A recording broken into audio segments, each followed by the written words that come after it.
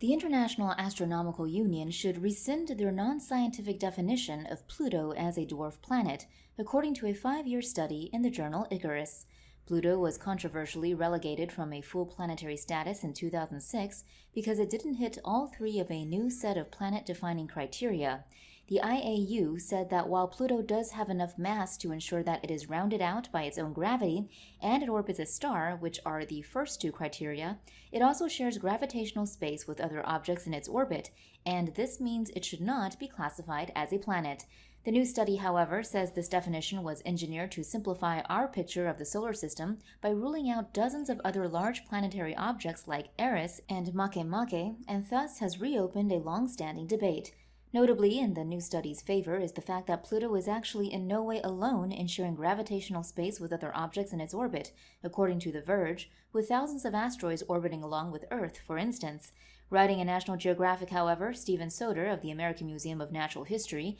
has previously sought to address this point by clarifying that a planet should be able to dynamically dominate its orbit zone, meaning that it has swept away objects out of its orbital path to the extent that it is clearly the largest object occupying that area, as opposed to sharing its orbit with nothing else, according to The Verge. Fitting that bill, Earth is 1.7 million times bigger than all of the asteroids in its orbital zone combined, while Pluto is just 7.7% of the mass of all the objects that cross its path.